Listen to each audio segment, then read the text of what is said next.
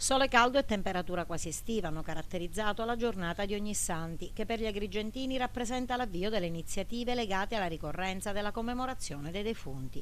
Già dalle prime ore del giorno è cominciato il pellegrinaggio ai cimiteri di Bonamorone, Montaperto, Giardina Gallotti e Pianogatta, che per l'occasione domani resteranno aperti ininterrottamente ai visitatori dalle 7 alle 19.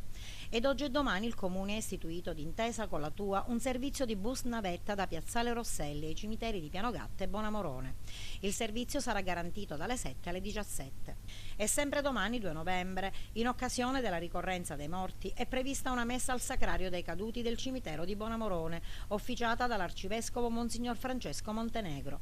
Il presure sarà poi nel pomeriggio a Pianogatta per un'altra cerimonia religiosa, carica di un significato particolare, in omaggio delle 80 vittime della tragedia di Lampedusa, seppellite proprio nel nuovo cimitero. E come da tradizione, spazio per la festa dei morti ai tanti prodotti di dolciumi tipici. Continua come ogni anno, nonostante la crisi, la tradizione dei dolci tipici dei morti. Sì, la crisi si fa sentire, però le persone comunque spendono sempre un po' di meno, però lo spendono perché per i bambini la frutta martorana, i biscotti sono ancora prodotti che vanno. Come vengono realizzati? Farina, zucchero, strutto, zucchero fondente e del lievito vanigliato. Anche in pasticceria le tradizioni si ripetono sempre con i frutti di Martorana, realizzati manualmente.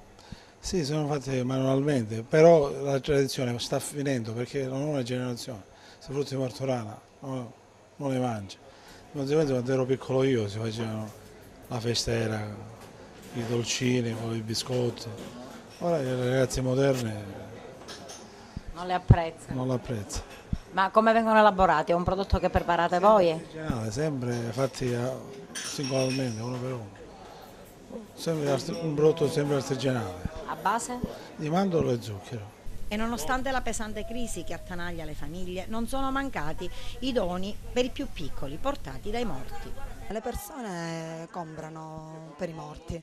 Una volta forse era l'affluenza era abbastanza ricca di persone che venivano a comprare, ora chi può, chi meno, ma riescono a venire a comprare anche un pensierino per i morti. Cosa preferiscono acquistare? Un po' di tutto, in base al bambino. Ci sono bambini maschietti che preferiscono le piste, le ultime novità dei personaggi e come le bambine ovviamente le bambole, le carrozzine e le cucine.